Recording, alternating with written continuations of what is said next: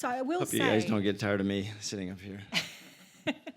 Well, and Fernando, so we apparently have to meet too, because Keith is not the last person who hasn't met you, so have to sort that out. So really excited to be here.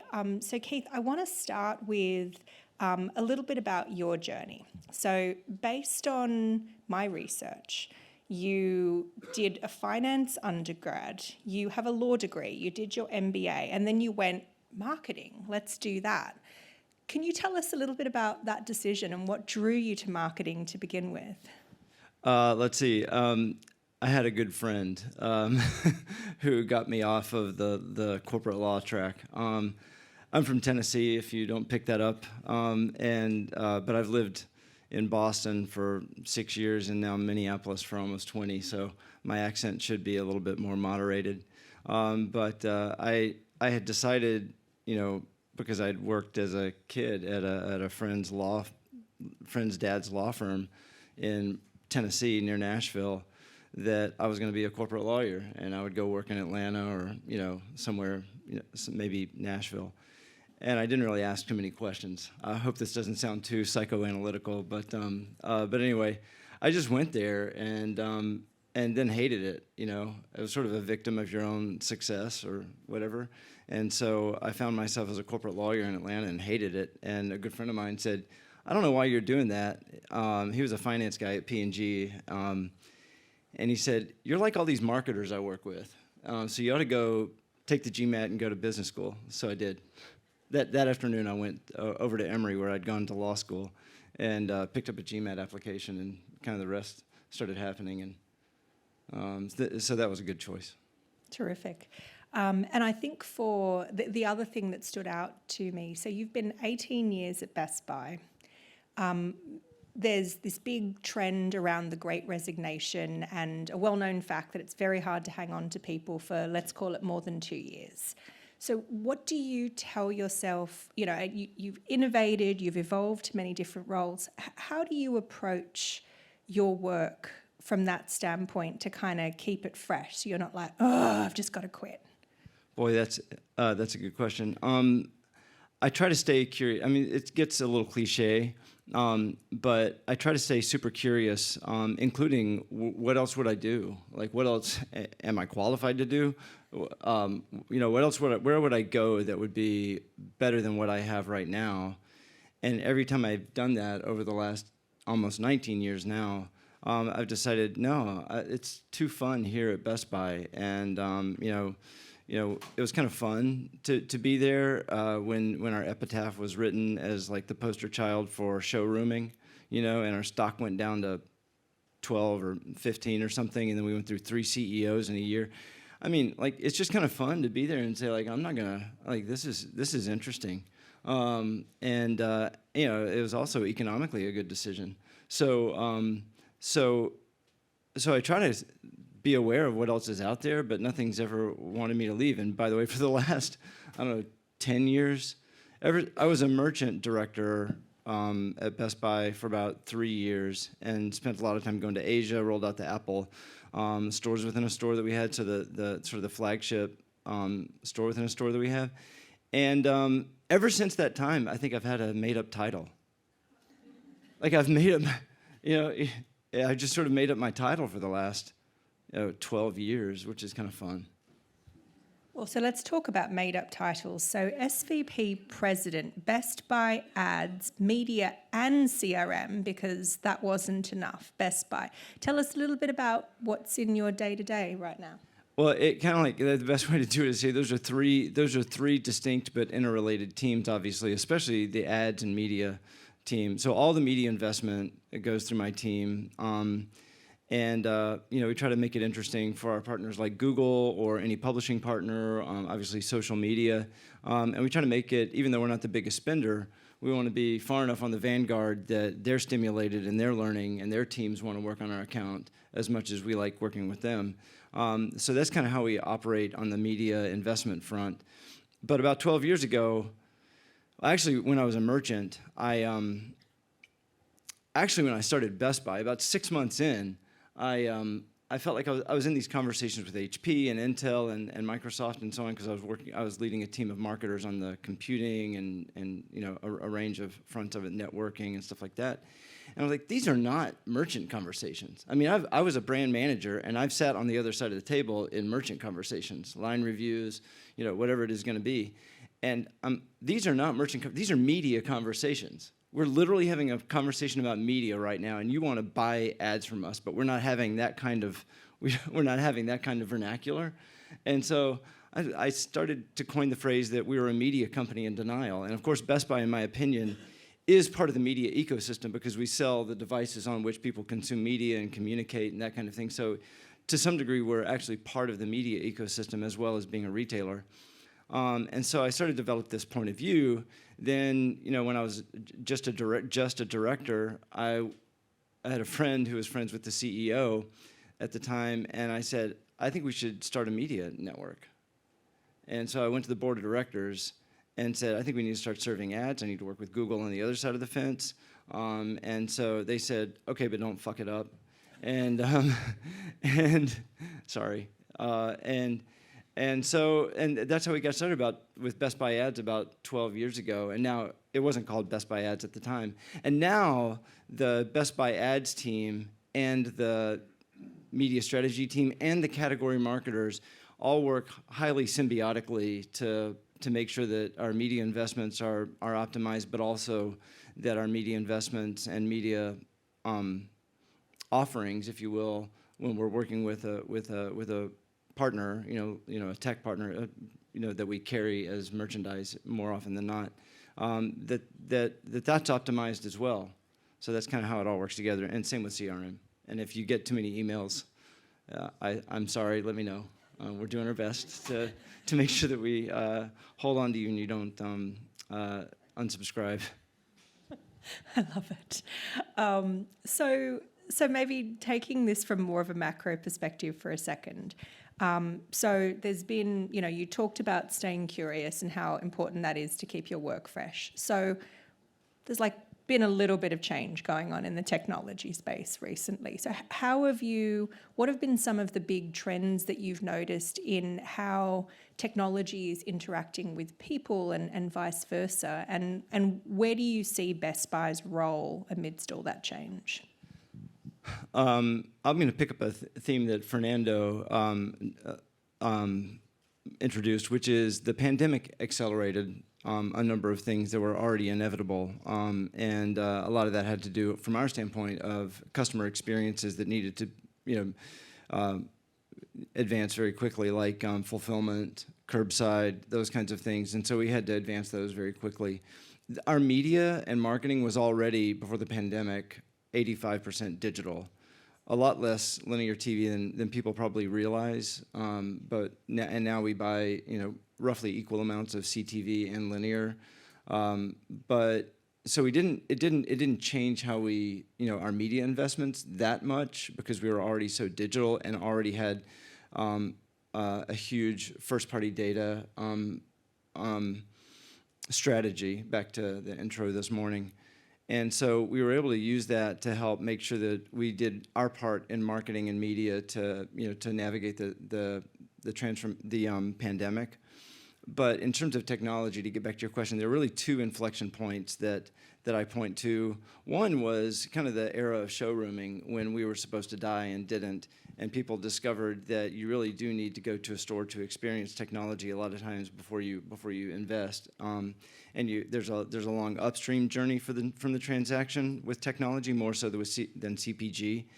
And then there's a lot of downstream engagement that you need to be prepared to support customers on after the transaction.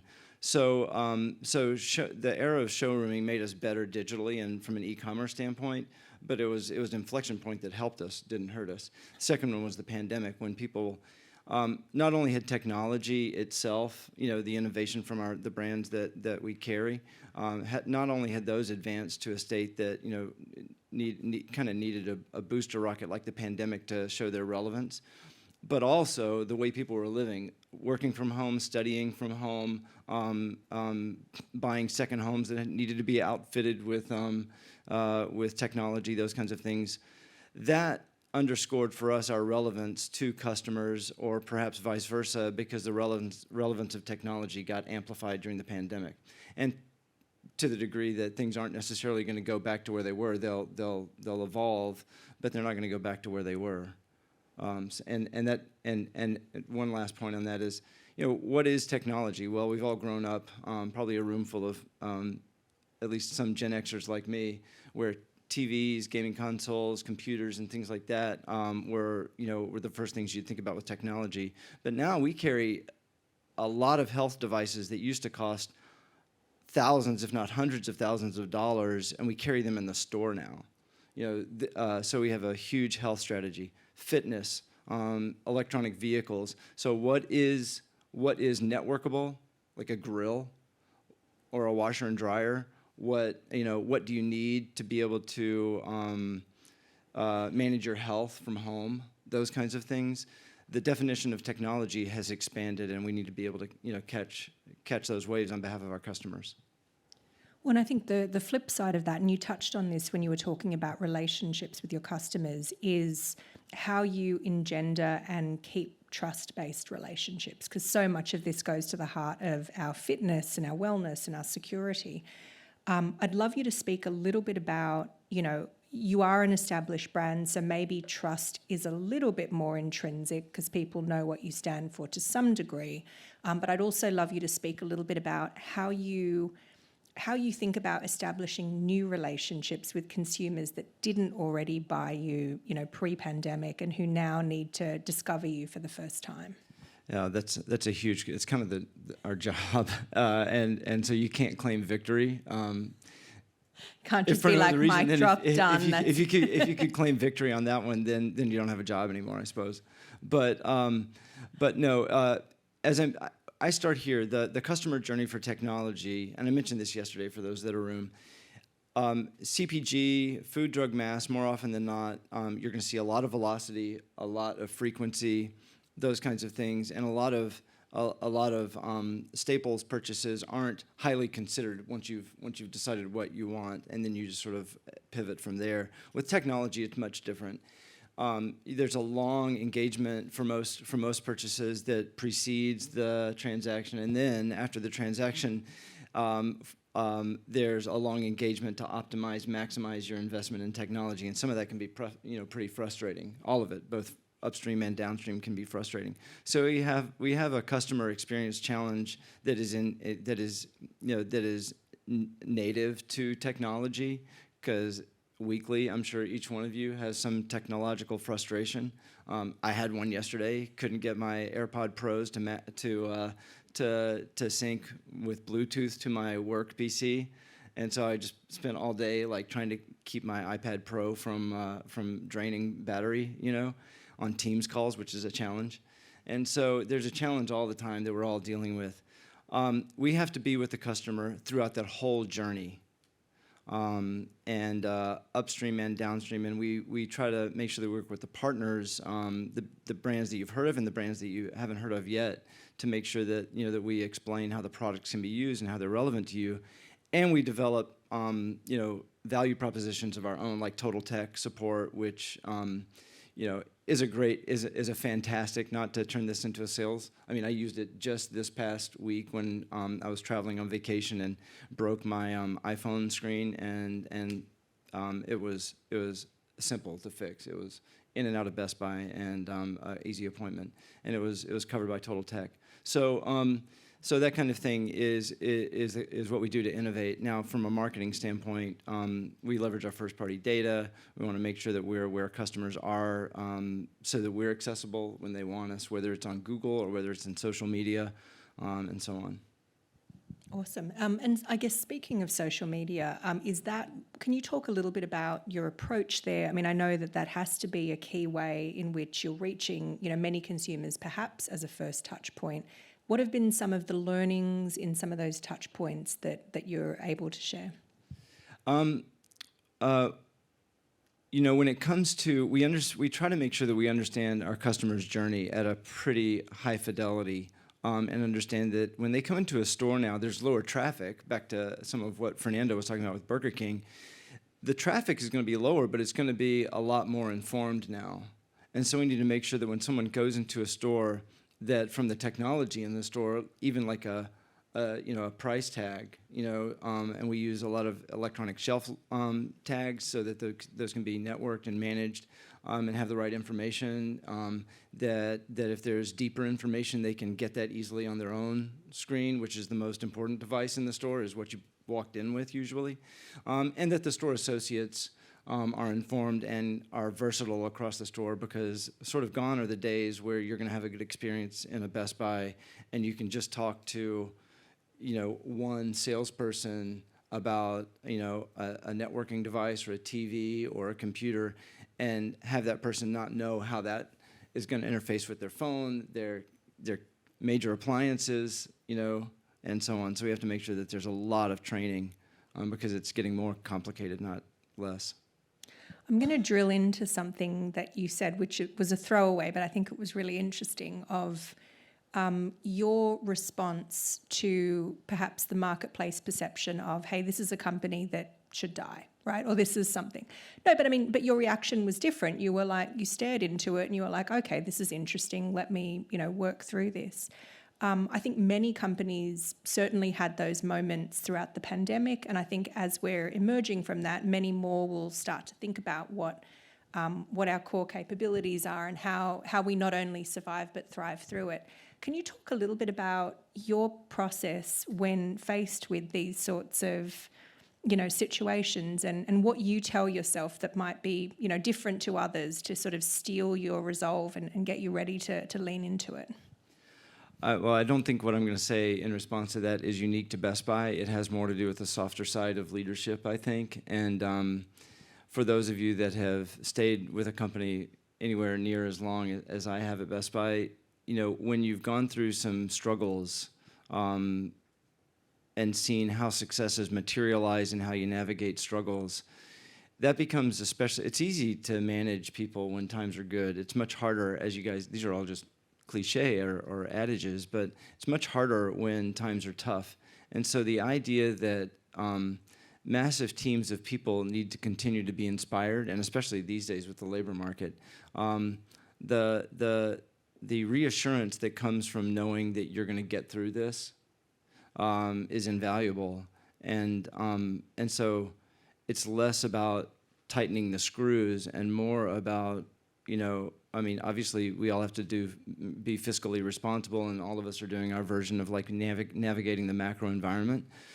But when you look at a room full of people that include, 20-somethings in their first job, maybe interns, all the way up to, seasoned leaders of very important teams, it's that experience from having lived through crises and near-death experiences, perceived or real, that retain employees, that allow you to succeed and get to the other side of it. So I don't know. That's the value of tenure, I guess, in some ways. I love it.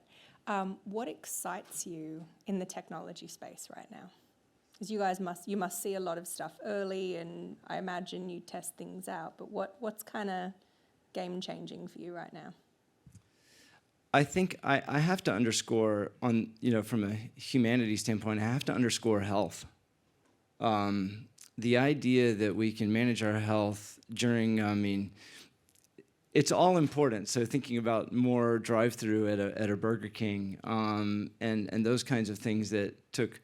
The drive-through was already there, and I loved Fernando's examples of what was going on in other countries as a contrast to what we have.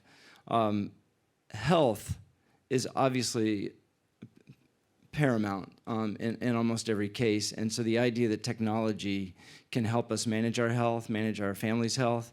I've got 2 kids. One, I live in Minneapolis. I've got a daughter in Boston. I've got a son in Arizona. The idea that they can hop on a video call and have a chat with a doctor, and then have a prescription filled. All of those kinds of things are reassuring, whether it's you or your family.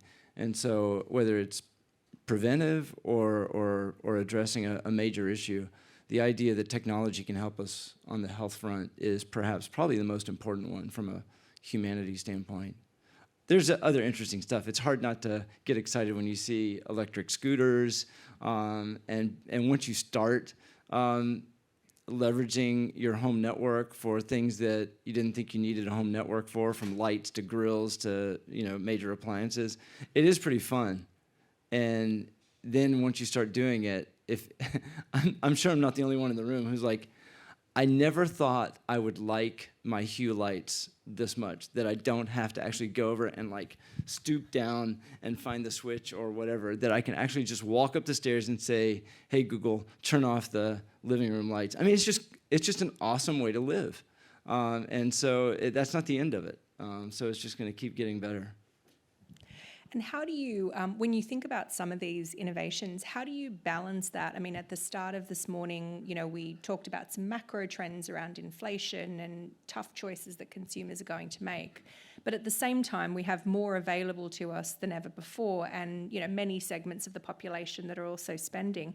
How do you think about making more of these innovations available to your customer base, and for something, I guess, like health that can be so transformative, ensuring that, with some level of inclusion, that many of these are available to the most people? I know some of that is not your responsibility, of course, but just curious. Yeah, most of that is not my responsibility. I think the idea that our we need to and are doing our best to be pliable depending on the technology and the customer, so that from a fulfillment standpoint, from an awareness standpoint, from a shopping experience standpoint, from a fulfillment standpoint, that we're there and that we're giving. Someone brought this up yesterday. That we're giving customers control. But we can't really give them control unless we invest in the technology and the experiences to make the accessibility and the fulfillment options real for them. Does that make sense? It does. Yeah, it does. Thank you. I hope that helps. Of course. Now, in the time that we have, I'd love to drill into Best Buy ads to begin with. So you talked a little bit about the story of what made you essentially want to found a company within a company. But can you talk a little bit about what it is, and sort of how you're thinking about it now, particularly as you're seeing the consumer tech journey continue to evolve? Yeah, I'll go back to my story about being as a marketer and then as a merchant in conversations that were merchant conversations, that were really in large part media conversations. Those were before, first-party data, cookie deprecation, things like that. But they were about us having a relevant audience that brands wanted to reach. Of course, mostly endemic technology brands. And gone soon at that time. Gone soon would be the Sunday Circular, which was the primary way that our vendors reached customers with deals and that we reached customers with deals. And obviously you can imagine all the economics behind that. And otherwise, that was kind of it, in terms of vehicles that our vendors wanted to participate in to build awareness around their products. And it was at the peak of our circulation that I started to get concerned that these conversations were going to start to get kind of ugly. If newspaper readership was declining, the conversations with our vendor partners were gonna get more challenging, because what are we gonna do? Like say, well, let's put that money in linear TV? No, that's not really a place to talk about 750 SKUs, that are on ad that week, And I wasn't really persuaded that the Flips of the world at the time that were gonna basically consolidate weekly deals across multiple retailers was what we saw as the best thing for us or customers. So it's going to take a different model. I mean, if you really want to think deeply about it. Now, fast forward, and whatever foresight that had, a lot of others have built on that. Obviously, Amazon as the lead dog with a $40 billion ad business right now. But now a lot of other retailers have evolved into a very similar model of ours. And so retail media is expected to be, over $100 billion of the, depending on how you count it, 300 to 400 billion in the U.S. in ad spend. But it's so just that. So, but we all have to make a lot of advancements to get there. Everybody has to get their first-party data in order. They need to build audiences. They need to build efficiency. They need to decide what their model is going to be from a sales team standpoint. Ours is primarily insourced, and they need to figure out their tech stack. They have to figure out how to do closed-loop reporting because vendors aren't going to care what was in the basket if only one thing in a basket that's $400 was their item. They want to know what the SKU level performance was based upon their investment. We in the business call that SKU level, call it closed loop reporting. That's hard, and we're still making incremental improvements as a coalition of retailers with the partnership of a lot of technology like Google. So that's where it is right now. And the last thing I'll say about it, you can ask other questions about it, is it's not just about cookie deprecation, it's about the fidelity of the data that retailers have across their omni-channel experiences, or if they happen to be a pure play like Amazon. I know they have Whole Foods, but we're all going to have areas where we need to have consistency and similar value propositions, but we're also going to start to expand the dynamic range of what each of us as retail media, Walmart Connect, Target, Roundel, Best Buy Ads, how we serve the advertising community will start to differentiate as well, and that's going to be a really fun period. Well, and I assume because different retailers know such different things, and how do you lean into that? Yeah. Well, it is interesting too. I think a lot of the conversation around cookie deprecation is centered around what you're losing, but I think in some cases what you're losing maybe wasn't that super quality to begin with, and maybe it forces us to look a little closer at that. But awesome. So I want to make sure we have time for questions. One question. Okay. All right. That puts pressure on you guys, not us. The very best question. Okay. Yes.